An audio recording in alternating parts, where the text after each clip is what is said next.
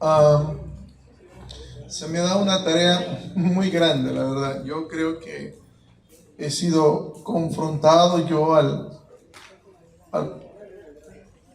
recibir el título de lo cual yo voy a compartir el día de hoy con ustedes, que es la sana doctrina, ¿no? ¿Y por qué hablar de sana doctrina? Yo creo que debemos hablar de sana doctrina por lo que la Biblia nos enseña que en los tiempos de la iglesia primitiva, la iglesia pristina, ¿no? Y en estos tiempos se está dando. Si vamos por favor, antes de orar, a 2 Timoteo capítulo 3, del 1 al 5, sí, del 1 al 5, por favor. Vamos a encontrar entonces que la palabra de Dios nos va a decir lo siguiente. Dice, en 2 Timoteo capítulo 3, versículo 1 al 5, dice, Pablo le dice a Timoteo lo siguiente: debes de saber esto, le dice. Obviamente, entre otras cosas, es por eso que también inicia este versículo de esa manera, ¿no? También. Había otras recomendaciones, claro que sí, pero 2 Timoteo es una epístola muy importante. Lo voy a desarrollar por qué.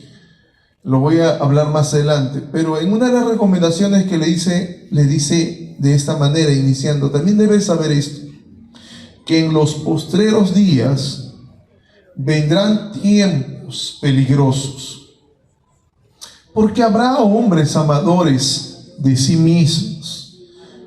Y esos hombres dicen que serán, ¿qué cosa? Avaros, vanagloriosos, soberbios, blasfemos, desobedientes a los padres, ingratos, impíos, sin afecto natural, implacables, calumniadores, intemperantes, crueles, aborrecedores de lo bueno, interesante, traidores, impetuosos, infatuados, amadores de los deleites más que de Dios, es decir, enajenados por otra cosa que no sea por la causa de Cristo, ¿no? Que tendrán apariencia, grábate esa parte, la apariencia de piedad, pero que negarán la eficacia de ella. A estos evita. Oramos. Señor, gracias por tu palabra. Como decía, oh Señor, tu siervo, yo no soy suficiente, oh Señor, para abrirla, oh Señor, y transmitirla. Creemos, oh Señor, que esto es posible por medio del Espíritu Santo, y tu palabra por sí sola, oh Señor, es suficiente, es viva, es eficaz, oh Señor. Tiene poder, oh Señor, para transformar al hombre, para redarguirlo y corregirlo, oh Señor, y enseñarle, oh Señor. Gracias por tu palabra, Padre Santo, porque es dada a nosotros. Ayúdanos, oh Señor, a entender la fidelidad que debemos, oh Señor, sostener a través de tu palabra, Señor, para la generación, oh Señor, que nos va a precedir, Señor, tarde o temprano. Señor, gracias porque espero que el día de hoy, Señor, tú hables por medio de tu Espíritu Santo y tú, oh Señor, transformes, oh Señor, la manera de pensar de nosotros, oh Señor, y la moldees, oh Señor, conforme a los principios de tu verdad, y que tu verdad, oh Señor, sea aquella verdad, oh Señor, inconmovible, Padre Santo, que permanezca, Padre Santo. Gracias te amo, elevo a ti mi oración de gratitud en el nombre de Cristo Jesús. Amén. Hay tanto que hablar en esos versículos, sobre todo porque una de las cosas más importantes es que esos tiempos son los que ahora se está viviendo. Hay personas que no hacen la obra de Dios por amor al pueblo de Dios y por servir al pueblo de Dios, sino que hacen lo que hacen para servirse del pueblo de Dios y porque se aman a ellos mismos. Hay iglesias que, sabiendo que no están en la verdad, continúan haciendo lo que hacen a pesar de que ellos saben que lo que hacen no es correcto. Y eso vamos a hablarlo poco a poco. Entonces yo quiero desprender 3 puntos de estos versículos de 2 Timoteo 3, del 1 al 5, quiero hablar de 3 puntos: la importancia, la urgencia y la necesidad. ¿Por qué hablar y por qué vivir una sana doctrina? La importancia radica en que esta carta es el testamento del apóstol Pablo. No va a haber una tercera de Timoteo, y no lo hubo una tercera de Timoteo. Pablo sabía que eran los días finales y lo dice, que él estaba a punto de ser sacrificado. Lo vamos a ver un poco más adelante, pero lo digo de manera de introducción. Y él sabía de que a través de los años él había visto personas alejarse de la verdad, y que el joven Timoteo no era suficiente para poder retener o guardar una encomienda tan grande. No es posible sin el poder del Espíritu Santo. Entonces Pablo entiende que al acercarse a los últimos días de su vida y su ministerio de servicio, comienza a pensar en el futuro del Evangelio y en el futuro la persona que tenía que depositar esta verdad. Pero más que el Evangelio, también era acerca de la palabra de Dios. Esa verdad divinamente inspirada era la cual tenía que ser encomendada y transmitida en la vida del joven Timoteo. No tan solo el glorioso Evangelio, no tan solo eso. 2 Timoteo 8:10 no va a hablar acerca de eso. 2 Timoteo 3:6-7 no va a hablar acerca de la palabra, de lo que Timoteo estaba a punto de recibir como una encomienda, como un encargo, como una responsabilidad que, como les digo, incurría en esos 3 puntos que le acabo: la importancia, la urgencia y la necesidad. Y él exhorta a Timoteo a retener la norma de las sanas palabras que había oído. ¿De quién? Del apóstol Pablo. ¿Y Pablo de quién? Del mismo Señor Jesucristo. Y es por eso que le dice: guarda mediante el Espíritu Santo que habita en nosotros el tesoro que se te ha sido encomendado. Eso le dice 2 Timoteo 1, de 13 al 14. Recuerda, dice, Pablo le dice, recuerda. Y debemos nosotros recordar que una de las cosas más importantes sobre la cual la iglesia se sostiene es la doctrina. Es una de las cosas más importantes que, si nosotros guardamos y retenemos bien, vamos a vivir nosotros en un bienestar donde la iglesia va a vivir saludablemente en un patrón que, si se sigue, promueve una fe y un amor completamente sano. Vuelvo a repetir que si nosotros hacemos bien, retenemos bien y guardamos bien, como Pablo le encomienda al joven Timoteo, y seguimos ese patrón, nosotros vamos a vivir una fe sólida y un amor genuino. Pero la sana doctrina, Pablo también lo entendía, que era una valiosa herencia que no podía poder ser retenida por siempre. Y esa es la herencia que debe ser valorada por la iglesia, atesorada por nosotros en esta generación y también transmitida a la siguiente. 2 Timoteo 2:2. Todas esas verdades increíblemente mencionadas, o las que acabo de mencionar, pareciera que la iglesia no es consciente de eso. Porque no entendemos la enorme responsabilidad que Dios puso a Pablo, que Pablo puso a Timoteo, y que se nos ha sido dada a nosotros. Y que se sostiene esa verdad por medio de su palabra.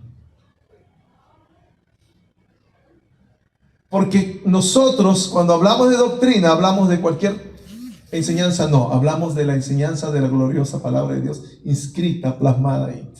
Entonces, vamos a ver un poco más esto. Vamos a ver un poco más eso. El fundador del Ejército de Salvación en los Estados Unidos, y que también existe aquí en el Perú, el Ejército de Salvación, él dijo lo siguiente antes de morir, hablando del siglo XX, el siglo pasado, que habrá en los postreros tiempos en su entendimiento, religión sin el Espíritu, cristianismo sin Cristo, perdón sin arrepentimiento, salvación sin regeneración, política sin Dios y cielo sin infierno. Sí, es verdad, eso hay. Pero ojo, estamos en el siglo XXI, lo repito. Este hombre, el fundador, el general Wood, el fundador del Ejército de Salvación, un famoso ministerio que ayuda, que da ayuda social y entre otras cosas en los Estados Unidos, y que siempre está presente en las distintas catástrofes o caos que ocasiona la naturaleza y entre otras cosas. Él dijo lo siguiente, porque en su entendimiento él podía ver algo que estaba sucediendo y que incluso John MacArthur lo pudo ver, y que como un buen heraldo de la fe, él fue una de las personas que más confrontó en aquel entonces de su vida lo errático que estaba la iglesia evangélica andando en una doctrina no correcta o no sana. Este general, el general Wood, dice lo siguiente, que habrá en los postreros tiempos, hablando del siglo XX, obviamente ya no está vivo, que habrá religión sin el Espíritu Santo, que habrá cristianismo sin Cristo, perdón sin arrepentimiento, salvación sin regeneración, política sin Dios y el cielo sin el infierno. Muchas de esas cosas son ciertas. Si hablamos del cielo sin el infierno, obviamente hablamos de los católicos. Ellos creen eso. Y si hablamos religión sin el Espíritu Santo, nosotros incurrimos en eso. Porque no entendemos la gran labor del Espíritu Santo. Quiero hacer una pausa ahí.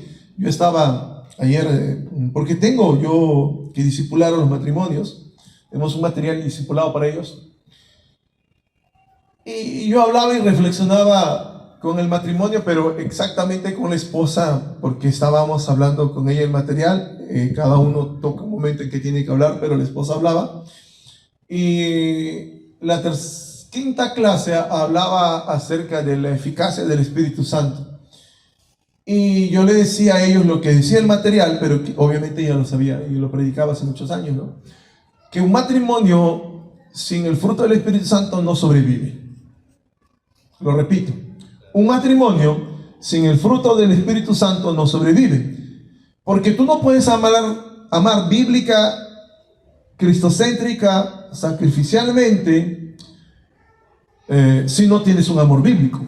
Entonces, una vez más, se sostiene la palabra de Dios. La doctrina se sostiene en la palabra de Dios. Y el amor es un fruto del Espíritu Santo. Es más, déjame añadirte algunas cosas más, como un pequeño paréntesis. Yo no sé si lo he dicho acá, pero lo digo donde voy, porque cada vez que hablo de matrimonios, mi esposa me dice así lo siguiente: William, si yo no me levantara todos los días a las 4 de la mañana, hasta las 5 de la mañana, a leer la palabra y a orar por ti, yo a ti no te podría soportar. Me lo dice así, duro. Claro que eso me ha chocado al principio, con el tiempo aprendí a responderle de la siguiente manera: y yo también hago lo mismo, mi amor, porque tampoco podría soportarla.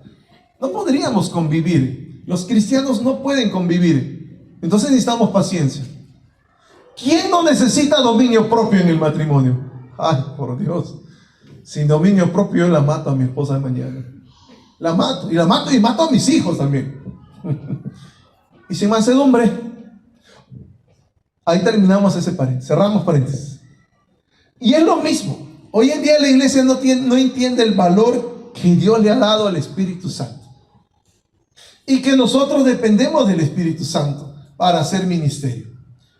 Lo voy a desarrollar poco a poco. John MacArthur decía en el año 1960 que en todos sus años no había visto en la cultura occidental una comunidad de creyentes donde los bancos estén tan llenos y los sermones estén tan vacíos. Qué increíble, ¿no? Debería ser al revés, ¿no? Pero de eso se ha encargado la falsa doctrina, los falsos maestros. Y son los falsos maestros los que predican la falsa doctrina. Y eso es algo para reflexionar mucho. Yo hablaba con mi suegro, el pastor Royalba, de cuán dividido incluso estamos nosotros, la iglesia bautista. Y le decía, estamos tan divididos, Roy, le decía a mi suegro, que tiene que venir Rick Warren al Perú, y los bautistas no somos capaces de recibir a un hombre de la misma denominación bautista en el Perú, que es agua viva, que puede juntar 15,000 almas, 10,000 almas, 12,000 almas, y es agua viva quien tiene que recibir a Rick Warren, y es agua viva quien tiene que trabajar con Rick Warren. Yo no estoy señalando ni juzgando a agua viva, solo estoy diciendo que Rick Warren es bautista. Lo mismo podríamos decir de Miguel Núñez. Es increíble que tan divididos estamos los bautistas, que la iglesia bautista no puede unirse para recibir al doctor Miguel Núñez, que es la Alianza Cristiana y Misionera, que tiene que tenerlo como su maestro y conferencista. Y podríamos seguir así, hablando. No estoy diciendo que la Alianza Cristiana y Misionera sea una iglesia de falsa doctrina. Estoy diciendo que nosotros, quienes siempre nos orgullecemos, sobre todo los bautistas, de decir que somos dueños de la verdad, no podamos vivir en la verdad. Tampoco somos dueños de la verdad. Y esa es la soberbia del bautista, mi soberbia como pastor bautista. Es increíble ver esas cosas. La necesidad, según de Timoteo 1, 13 al 14, en cualquier versión que puedas leerla, la voy a leer en la NBLA, dice: retén la norma de las palabras que has oído de mí, en la fe y el amor de Cristo Jesús. No tan solo dice retén, sino guarda mediante, ahí viene, el Espíritu Santo que habita en nosotros, el tesoro que se te ha sido encomendado. Entonces, si bien es cierto, Dios ha puesto en tesoros de barro, que somos nosotros, el glorioso evangelio lo ha depositado ahí, esos tesoros de barro que somos nosotros no somos capaces ni de retener ni de guardar la sana doctrina, sino es a través del poder del Espíritu Santo, porque el Espíritu Santo, si somos bíblicos, dice así, que Él decide revelarse a quien quiera revelarse, y Él es quien ilumina a través de la palabra de Dios. En pocas palabras, nos hace entender la palabra de Dios para nosotros poder exponer la palabra de Dios, pero exponer las verdades de la palabra de Dios, no una enseñanza errática. Y entonces, ¿qué es doctrina? Es eso, enseñanza.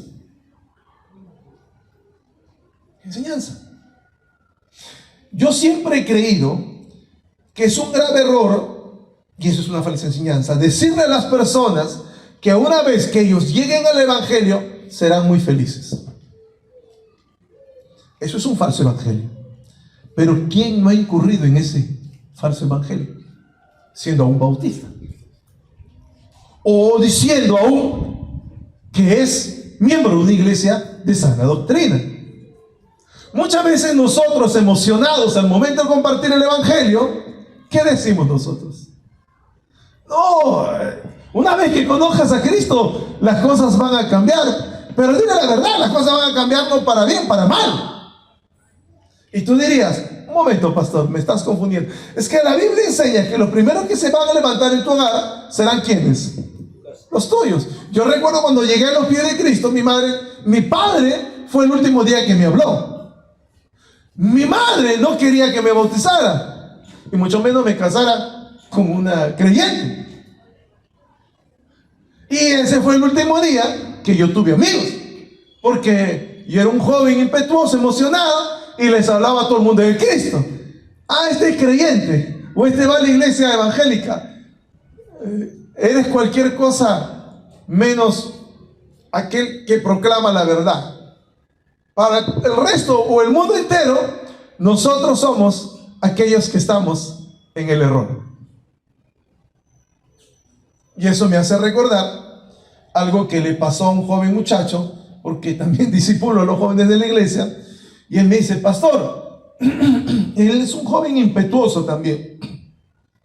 Su mamá cada vez que no va a la iglesia le dice, eres una pecadora, mamá, pecadora, le dice. Es un adolescente. Y él tenía que dar un examen de religión. Y había una pregunta en el examen de religión.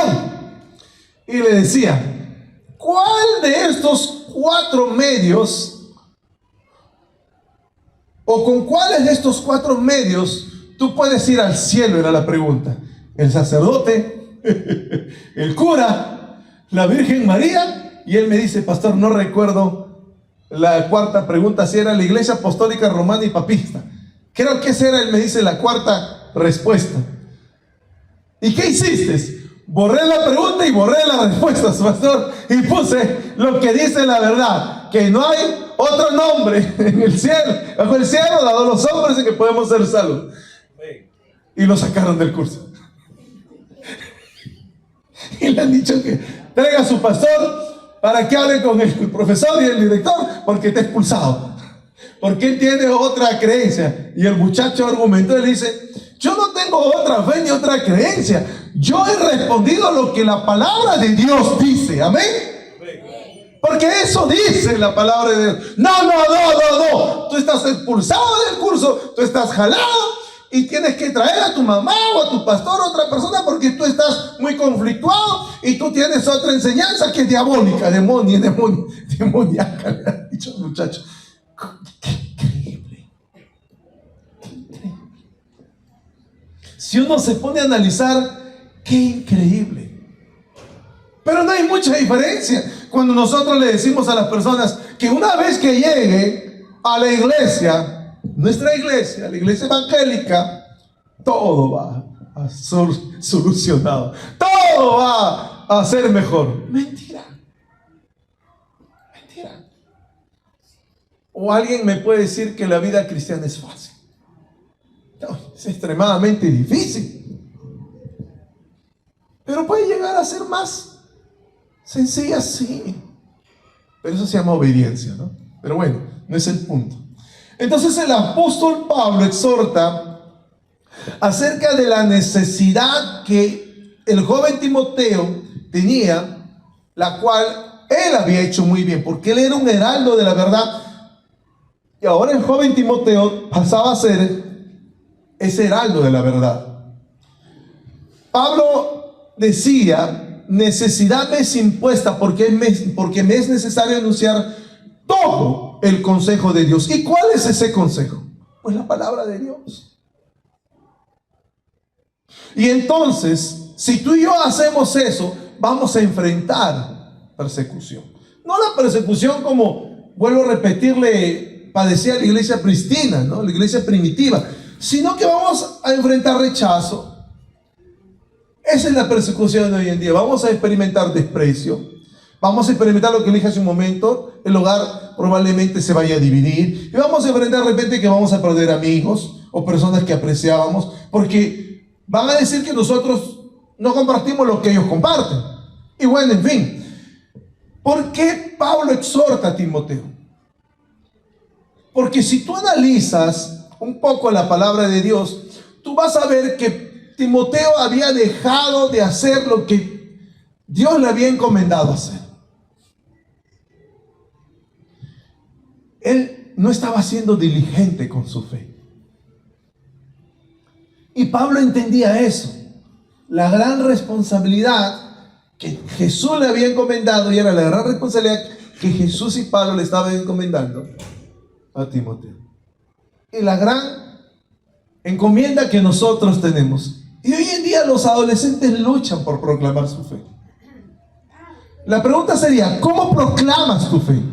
Vamos a entender. Los jóvenes hoy en día luchan por proclamar su fe.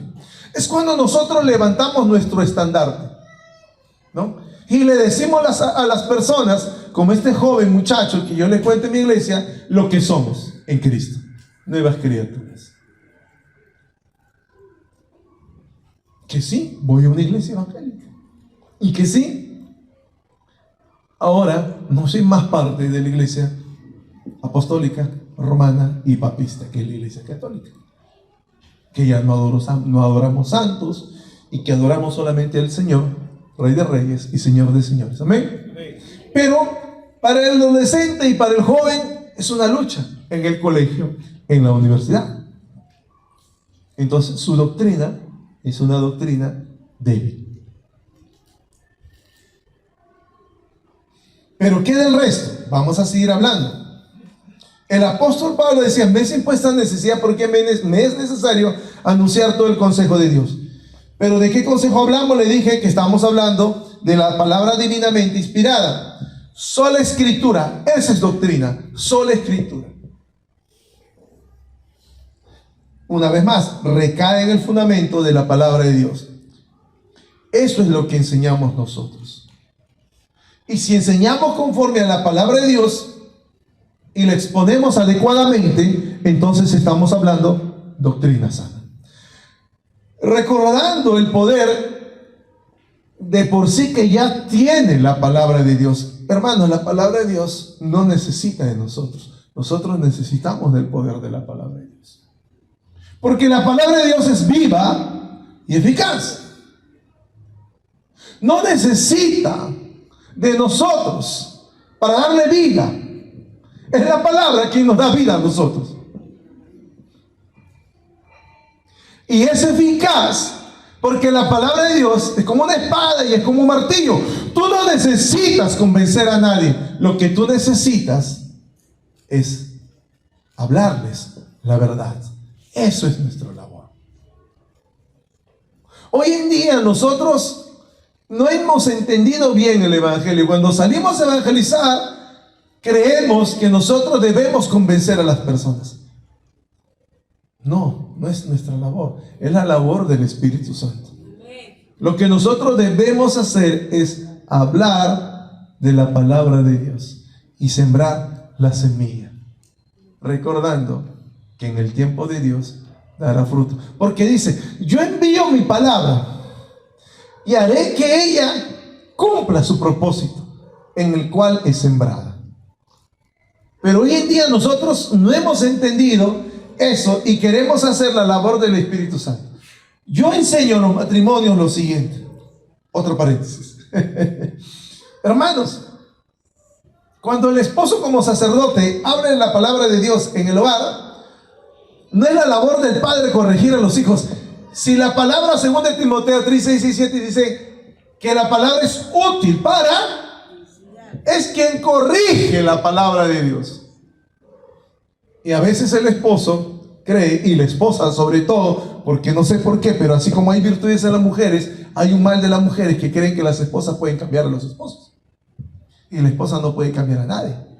Cuando la esposa ora por el esposo, esa es otra cosa. Esa es la labor de la esposa. Clamar a Dios. Clamar a Dios. Y ser una mujer, como dice la palabra de Dios, que por medio de su silencio sea usada para transformar al incrédulo o al soberbio, diría yo. Pero con su silencio. ¿Cómo? Modelando la palabra de Dios. Amén. Y eso es lo que no entendemos. Entonces Timoteo tenía la responsabilidad de ¿qué? De no callar. Pero no callamos solamente hablando. No callamos cuando vivimos la palabra de Dios. Recuerda, vivimos la palabra de Dios. Y eso es predicar fielmente, proclamar fielmente el evangelio. Hermanos, tiene que haber coherencia con lo que decimos y con lo que vivimos. Porque es la incoherencia lo que hoy en día no permite que las personas que están alrededor no estén aquí hoy en día. Es por eso que le decía que John MacArthur decía que en lugar de tener iglesias llenas, las bancas llenas, vemos más bien púlpitos vacíos. Porque no hay coherencia. Desde nosotros, los pastores, desde los predicadores, desde los evangelistas y desde ustedes que es la iglesia de Cristo. Porque no se trata de lo que decimos, sino se trata de lo que vivimos, hacemos en obediencia a la palabra de Dios. Eso es doctrina. Cuando decimos que Jesucristo resucitó, eso es doctrina. Cuando decimos que Cristo se encarnó, eso es doctrina. Cuando decimos que Cristo es Señor, eso es doctrina. cuando decimos que a través de su vida, su muerte, su resurrección, hay redención de pecados, eso es doctrina. Es decir, todo lo que Timoteo había escuchado acerca del apóstol Pablo y todo lo que el apóstol Pablo había escuchado acerca de Jesús es doctrina, pero sobre todo de su madre y de su abuela.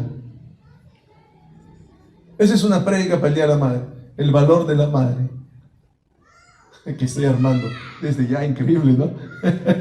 El valor de la madre, el valor de los abuelos, de la abuela sobre todo. Hermanos, cuando nosotros abrimos la palabra de Dios, estamos enseñando doctrina.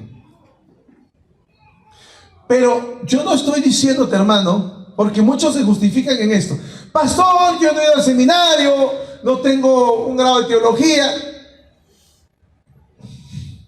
La abuela y la madre de Timoteo no lo tenían. ¿Qué hicieron entonces ellos? Recuerda que incluso hasta en aquel entonces no tenían la palabra de Dios completa como nosotros la tenemos. Simplemente hicieron dos cosas que hoy en día fallamos en la segunda. La primera, leer la palabra de Dios a la siguiente generación.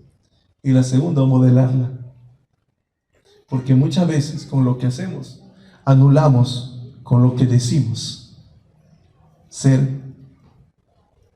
Porque si tú dices que moralmente tú vives conforme a los principios de la palabra de Dios y te ven a hacer otra cosa, tú estás anulando lo que es la palabra de Dios, la verdad. Entonces, en pocas palabras, lo que dije hace un momento, es por eso que John MacArthur decía que en la cultura occidental él veía los bancos de las iglesias vacías, el púlpito vacío. Una cosa es irse desde los bancos al infierno y otra cosa es irse desde el púlpito al infierno. Los falsos maestros irán desde el púlpito al infierno, y otra cosa es que ustedes también entiendan que si la iglesia hoy en día no es una iglesia saludable, no es solamente responsabilidad del pastor, es responsabilidad de la iglesia, porque son ustedes más numerosos que la familia pastoral, que puede tener normalmente entre 5 o 6 personas, y estamos hablando que hay más de 50 personas que pueden dar testimonio y fe de lo que dice la palabra de Dios como una carta abierta. Y entonces, si fuera eso verdad, la gente amaría estar aquí.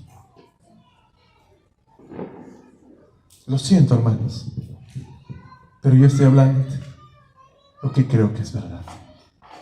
Yo se lo digo también a mi iglesia, no crean, y se lo digo más duro, muy duro, que la iglesia está como está porque nosotros no reflejamos a Cristo.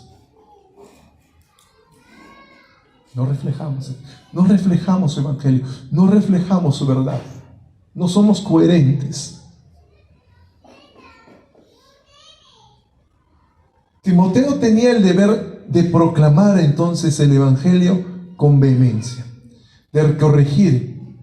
Según de Timoteo 2, 23 y 25 nos va a decir lo siguiente. Vamos a 2 de Timoteo, vamos a verlo. Vamos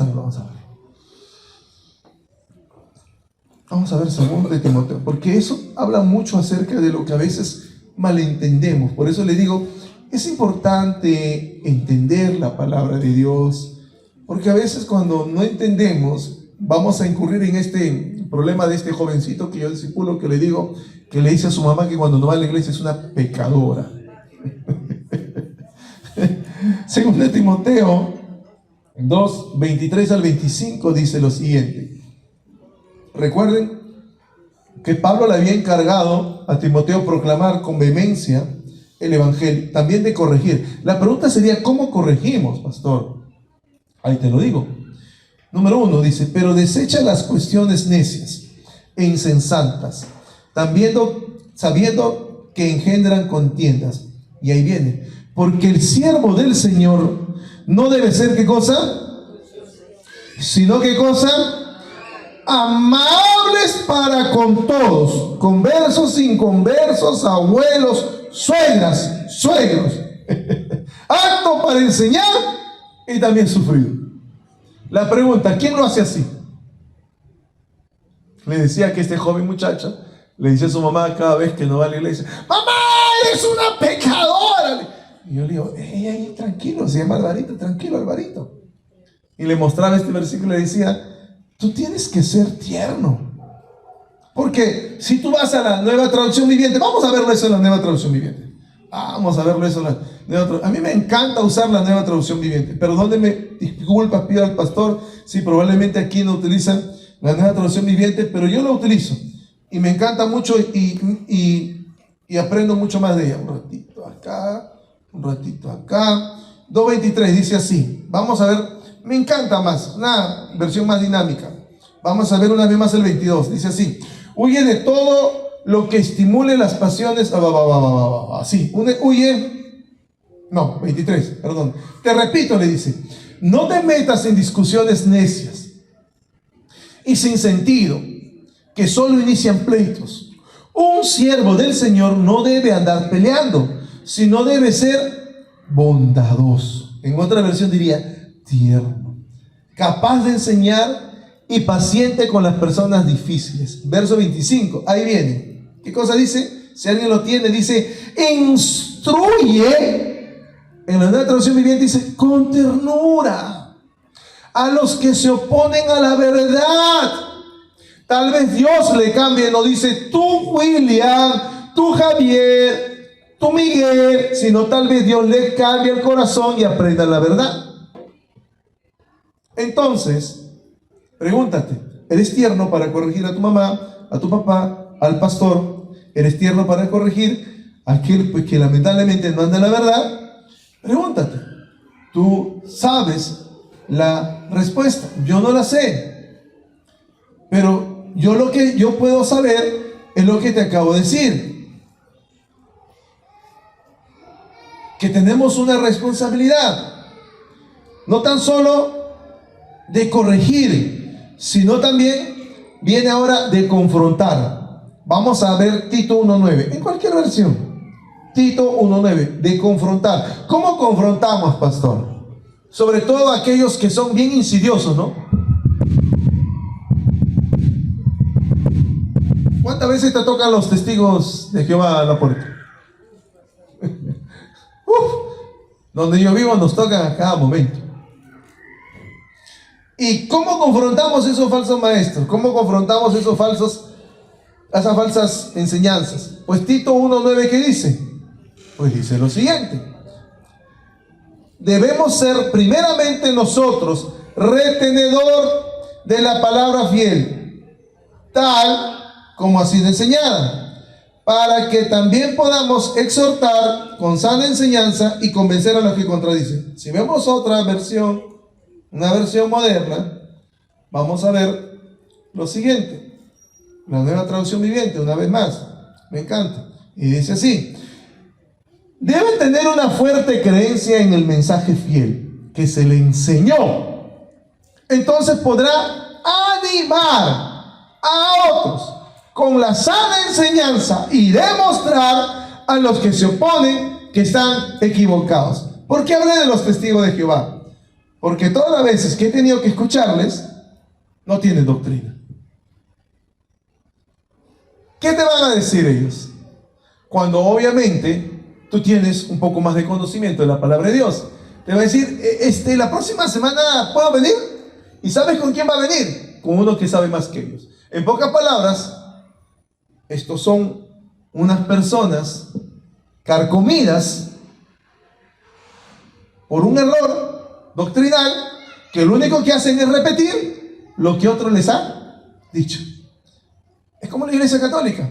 Es como este profesor de mi alumno, o de mi discípulo, o de mi oveja, que ve esos 4 puntos, el cura, el sacerdote, la Virgen María, y él pensó recuerda que era la Iglesia Apostólica, Católica, Romana y Papista. Él borra la pregunta, borra la respuesta y pone, porque no hay otro nombre en el cielo. Y él, al final, cuando él le dice, pero si solo he escrito lo que dice la verdad, ¡no! Le dice, ¡no!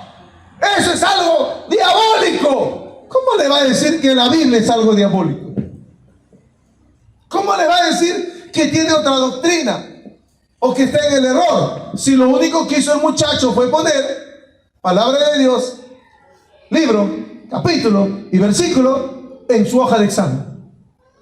Porque una vez más, así como los testigos, vemos a otra persona carcomida el cerebro por una falsa enseñanza. Pero diríamos entonces, ¿por qué incurren en el error? Fácil.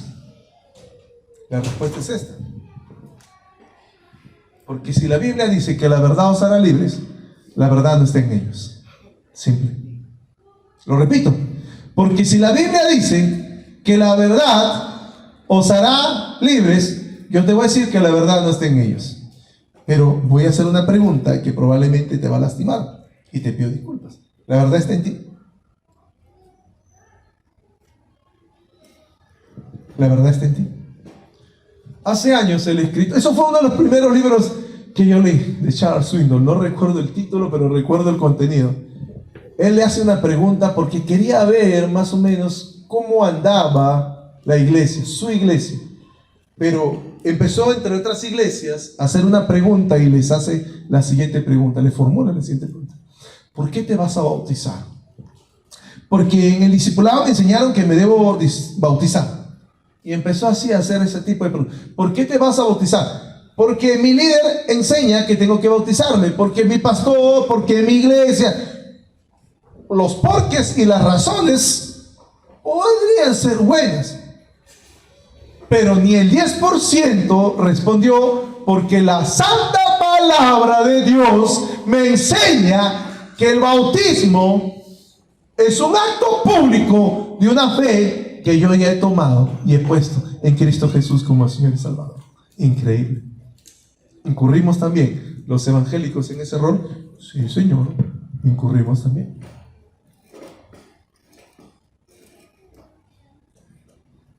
¿Y los padres también incurren? Sí.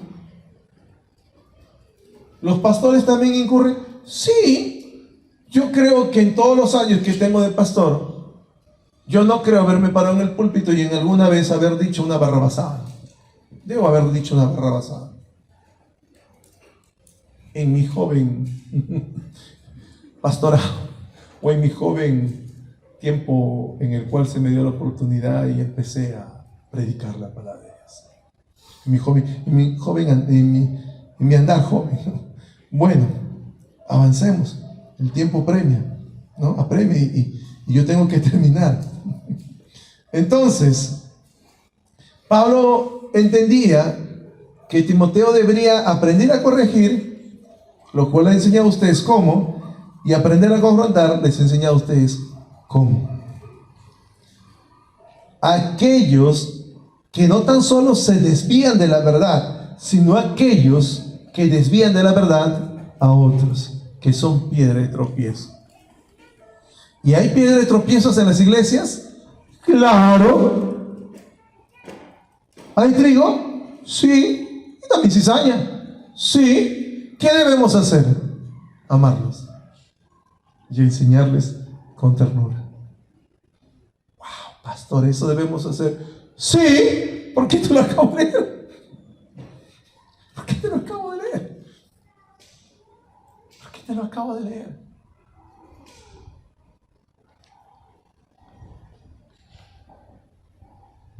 Una de las enseñanzas más grandes para mí fue cuando vemos al Señor Jesucristo, sabiendo quién era Judas, le lavó los pies a Judas. Probablemente tú puedas ver quienes están en el error o quienes probablemente aún necesitan madurar, aprender y crecer. Pero ¿cuál es tu labor? ¿Criticarlo, señalarlo, juzgarlo, venir y denunciarlos ante el pastor? No. No. Vamos a ver qué debemos hacer. Entonces, para el joven Timoteo,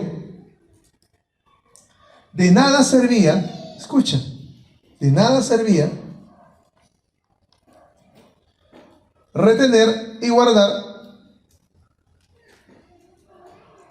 la sana doctrina si primeramente no cuidaba de sí mismo. Lo repito, vamos a iniciar en orden. Miren cómo he iniciado. Ahora voy a hablar de ustedes. Voy a terminar hablando de ustedes. Para el joven Timoteo, de nada servía retener y guardar si no entendía que era en el poder del Espíritu Santo y no entendía que primero debería cuidar de sí mismo. Pastor, sustento. 1 Timoteo 6:20. Vamos a 1 Timoteo 6:20. ¿Qué dice 1 Timoteo 6:20? Dice así, 1 Timoteo 6:20. Oh Timoteo, guarda lo que te he encomendado, evitando las profanas pláticas sobre las cosas vanas. ¿No? Así dice 1 Timoteo 6:20, ¿no? Falsamente, y dice, la cual profesando algunos se desviaron de la fe. Y vamos a ver entonces ahora, un minuto nada más. Un minuto. Voy a ver ahora 1 Timoteo 4:16.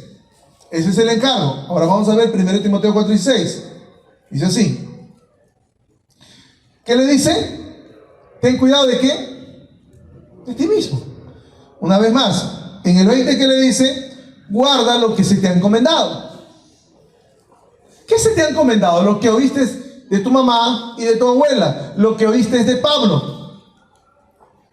Pero entiende que hay un orden, que primero debes guardar de quién, debes cuidar de quién, de ti mismo. Es por eso que le decía al inicio que siendo cartas abiertas, esta iglesia y todas las iglesias de sana doctrina deberían rebosar los asientos. Pero el error no está, si queremos ver al pastor, porque la tendencia es siempre buscar culpables, el error está en la grey. El error está en la grey. Porque toda tu familia debería estar aquí. Todo tu barrio debería estar aquí. Toda la comunidad debería estar aquí. Es que lamentablemente el lugar donde más se nos conoce como somos es en el barrio y es en nuestro hogar. Como decía Eduardo Saladín, una vez que se cierra la puerta del hogar, somos desnudados. Y solamente nuestros hijos y nuestra esposa saben realmente lo que somos y quiénes somos. Pero esas cosas difícilmente se pueden ocultar. Y a veces nuestros vecinos contiguos, colindantes, también lo saben quiénes somos. Y también el barrio, y también a veces cuando manejamos. A veces se me sale la carne también, hermanos. La otra vez, porque voy a hablar también de mí, estaba con mi esposa y con mis dos hijos atrás, creo. Y estaba saliendo de mi casa. Medio kilómetro. Y antes de ingresar a la Panamericana, una combi, no sé por qué, hermanos, locamente me cierra y me quedé pero incrustado en una esquina. Y en mi carne, yo que lo hago llorar al carro cuando le piso, lo pisé, lo alcancé y lo cerré también. Luego reflexioné y dije, ¿qué gané? Es mi orgullo, hermanos. Es mi soberbia. Es mi carne. No gané nada. ¿Sabes qué hubiera sido mejor? Que yo hubiera hecho eso probablemente más delicadamente, me hubiera bajado y le hubiera dicho Cristo te ama con un evangelio, con un tríptico o con un folleto, como quiera, o una Biblia. Y le hubiera dicho, Dios te bendiga. Te amo en Cristo. Hermanos, la vida cristiana es difícil. Es difícil. Podría ser más sencilla, sí, cuando obedecemos la palabra de Dios. Porque la Biblia dice debemos amar incluso a quienes no odian. También debemos amar a los que no están en la verdad. Debemos odiarlos, no, debemos amar incluso a aquellos que probablemente tú has escuchado que no están enseñando bien. Le dije que de eso voy a hablar al final. Entonces, vemos ahora el 1 Timoteo, le dije 4:16. Ahora vamos a ver el 14. ¿Cómo cuidamos de nosotros mismos? Vamos a ver el 14. 4:14, por favor. ¿Cómo cuidamos de nosotros mismos? No descuides el don que hay en ti. Eso es lo que estaba pasando con Timoteo. Se había desenfocado. El joven Timoteo había bajado la guardia. El joven Timoteo no estaba haciendo bien. ¿Has visto alguna vez eso en algún integrante de tu familia? Sí, yo lo veo en mis hijos. ¿Has visto eso de repente en tu nuera, en tu yerno? Sí, yo lo veo. ¿Has visto eso incluso en la esposa del pastor? Sí, también lo veo. ¿Has visto eso en el pastor? Sí, también lo veo, pero también lo veo en la Grey. En algún momento de nuestra vida nos hemos desenfocado. ¿Pero qué has hecho tú?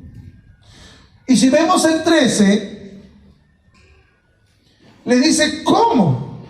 Entre tanto que voy, ocúpate en la lectura. Primero tú ocúpate antes de exhortar y enseñar. Porque probablemente muchos de nosotros, haciéndonos maestros, caigamos en mayor condenación. Qué interesante, ¿no? Miren ese orden. Miren ese orden. Miren ese orden. Porque tú no puedes ser un instrumento de Dios viviendo una vida incoherente con la vida que Dios nos ha enseñado a vivir por medio de su palabra. Entonces, ¿qué le decía en pocas palabras al joven Timoteo? Que él debería de cuidar ese carácter, su carácter, el cual el pastor William les habló hace un momento, que fue muy frenéticamente, cierra esa persona.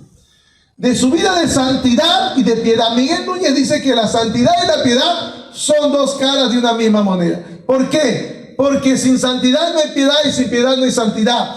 Y si no hay piedad y no hay santidad es porque el carácter tuyo no es como el de Cristo.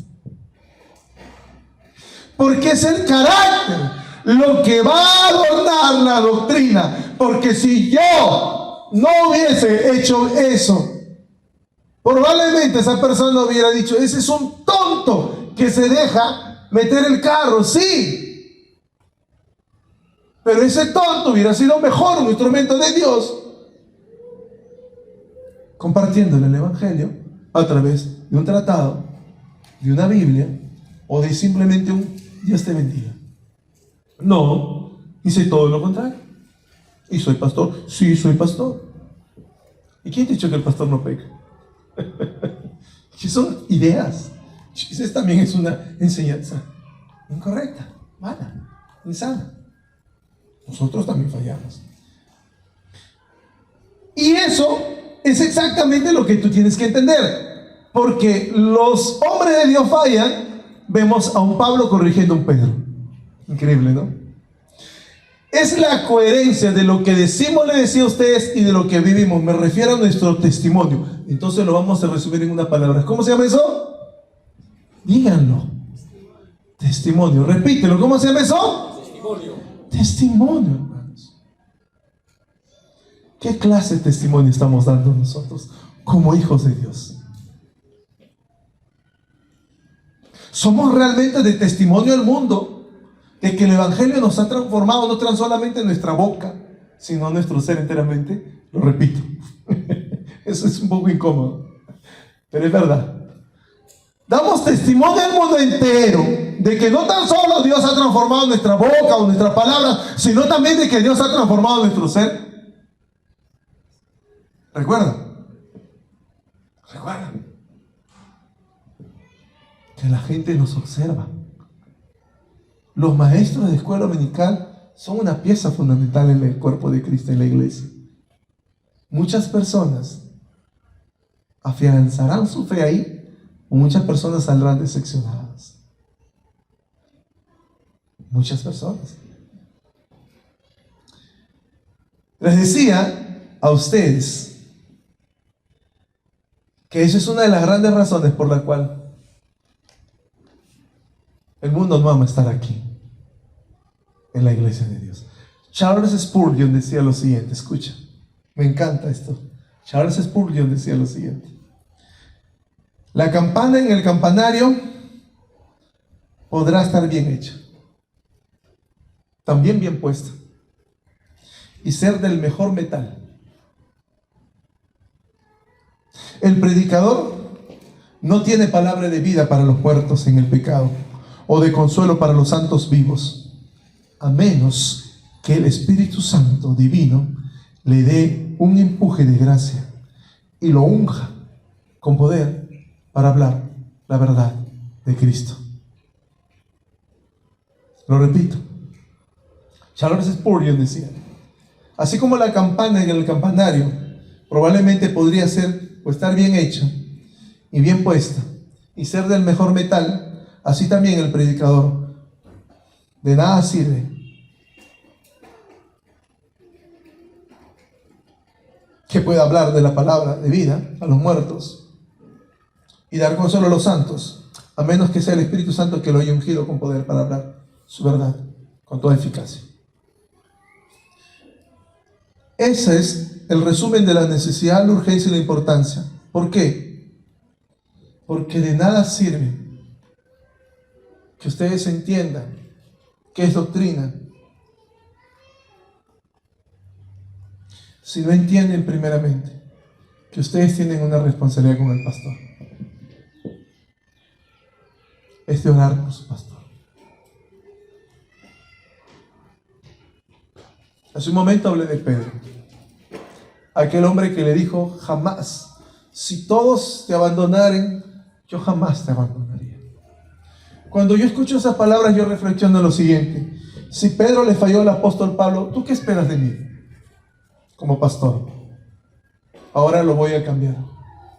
Si Pedro falló a Jesús, ¿qué esperan ustedes de su pastor? Tú no deberías esperar nada si tus rodillas no están inclinadas, clamando al Señor para que el Señor lo guarde y guarde en Él y retenga a Él la verdad que ha sido encomendada. Muchas veces nosotros exigimos mucho de los servidores. Hoy día le decía a Moisés, porque Moisés me decía: pastor, ¿están en culto? No, no están en culto. O sea, no es el culto principal, le decía a Moisés. Yo le decía a Moisés: es el culto de los obreros en la iglesia, porque los obreros no están en la iglesia en el momento del culto principal, porque todos los obreros se están moviendo en la iglesia en el momento del culto principal. Son más de 26 personas a 32 personas que no están en el culto principal. Todos ellos están moviéndose, sirviendo en la iglesia en el momento del culto principal. Ellos tienen su propio culto, cantan igual, adoran igual, sirven igual, pero ellos son edificados con la palabra de Dios. Le decía a Moisés: tenemos un culto antes, es el culto de oración, porque le dije a la iglesia que era necesario, importante y urgente orar por su pastor.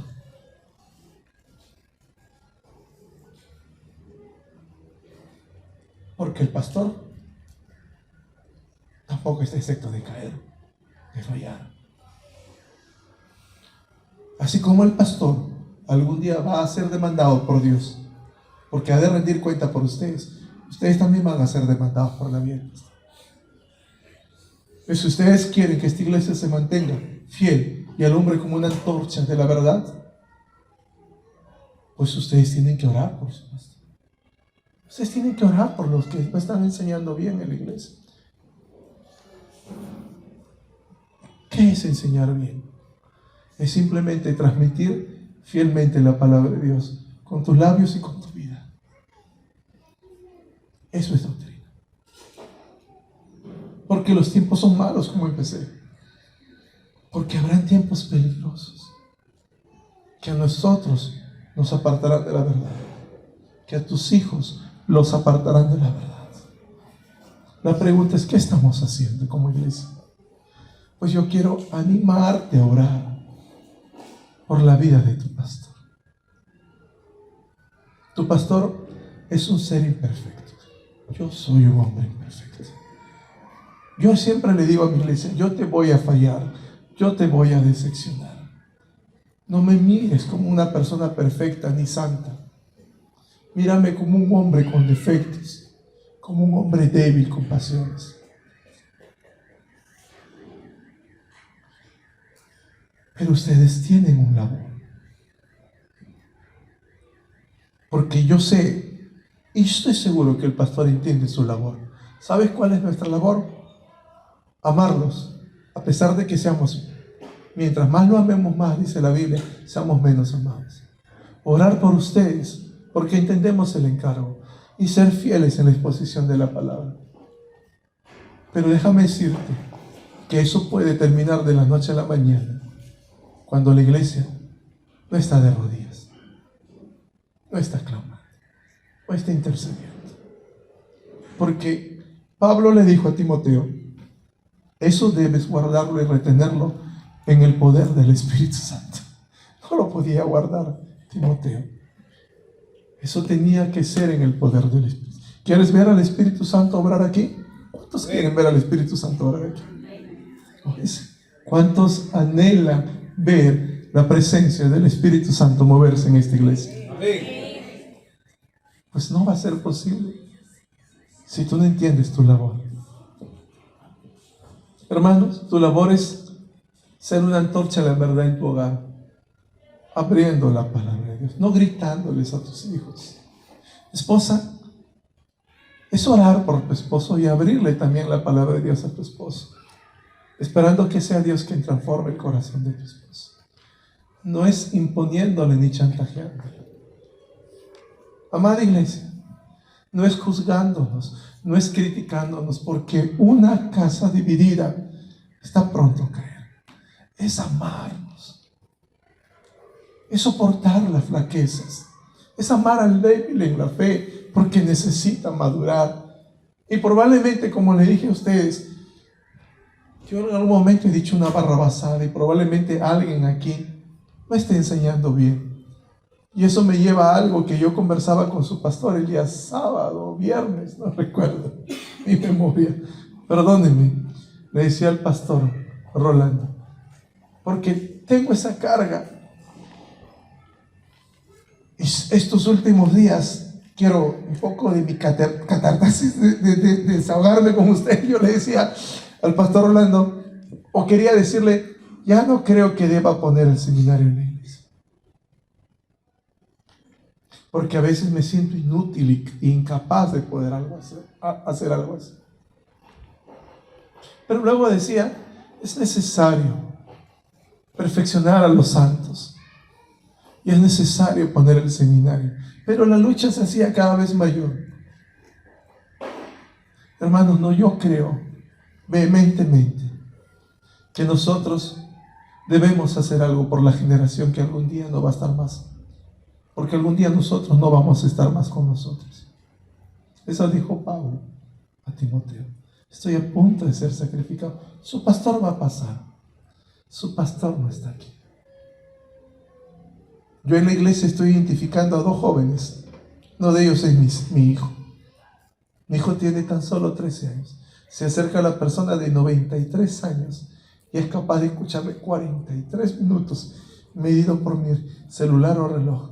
Luego se va otra hermana y le puede escuchar la misma hora, un poco más. Y luego se va otra. Igual un joven. Porque yo estoy seguro que mañana no voy a estar acá. Pero pregúntense, ¿qué están haciendo ustedes? Una vez más, para terminar, ¿qué están haciendo ustedes? ¿Cómo cuidan de su pastor? ¿Cómo cuidan de su esposa? ¿Cómo cuidan de la familia pastoral? Yo siempre he dicho a la iglesia, si hay una conferencia, mándenlo a su pastor. Ustedes inviertan en su pastor. Si hay un seminario, ustedes inviertan en la vida de su pastor. Si hay una clase, inviertan en la vida de su pastor.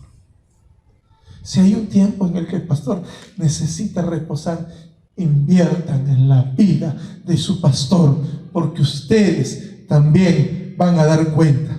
Y dejen de observar a los hijos del pastor como si fueran perfectos o como si tuvieran que vivir la vida del pastor. Mis hijos no tienen que vivir mi vida, hermanos. Yo soy el llamado. Mi esposa es la ayuda idónea a mi llamado. Amen a su pastor. Hermanos, oramos.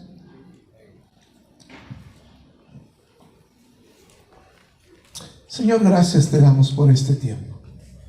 No me cansaré de decir, Señor, la importancia que tiene la iglesia de amar a sus pastores. A veces somos tan duros y egoístas y demandamos mucho, Señor. Queremos que el pastor nos dé buena palabra y palabra fresca, y queremos que el pastor tenga un buen sermón, o el pastor, no sé, sea probablemente uno de los mejores predicadores. Pero no nos tomamos el tiempo y detenernos en el tiempo de pensar que el pastor necesita perfeccionarse, prepararse, refrescarse, Señor. Y demandamos tanto, Señor, que no velamos por la vida del pastor. No velamos por nuestros obreros, no velamos por nuestros maestros, no velamos, oh Señor, por la familia pastoral, oh Señor. Señor, jamás, oh Señor, viviremos lo que tu palabra dice, oh Señor, si primeramente no cumplimos esos dos mandamientos: amarte a ti con todo nuestro corazón y amar a nuestro prójimo. Mi pastor es mi prójimo, la esposa del pastor es mi prójimo. ¿Cómo podemos decir que te amamos a ti, oh Señor, y no nos preocupamos por nuestro pastor? Señor, es importante la doctrina, sí, pero es importante el carácter que adorne la doctrina. Es importante la doctrina, sí. Es importante que la retenga, sí. Es importante que la guarde, sí. Es importante que la enseñe correctamente, sí. Pero es importante también que llore por él, porque él no va a poder hacerlo. Esa es la enseñanza del apóstol Pablo. Tú no vas a guardarla, sino es a través del Espíritu Santo. Y solamente el poder del Espíritu Santo reposará en la vida del pastor cuando él también pueda descansar en la grey que tú le has dado, Señor. Ahí está el poder del Espíritu Santo. Cuando él descanse, cuando su finanza descanse, cuando su familia descanse, cuando sus preocupaciones sean menos que sus afanes, que sus deudas, de repente que su salud. Pero todo eso, Señor, va a ser más fácil y ligera la carga para el pastor cuando la iglesia se mueve, Señor, en amor por sus pastores. Señor, gracias por la vida de tu siervo Rolando, por sus hijos aquí, Señor, por su esposa, por esa ayuda tan fiel, Señor, y tan sabia, Señor, que él tiene.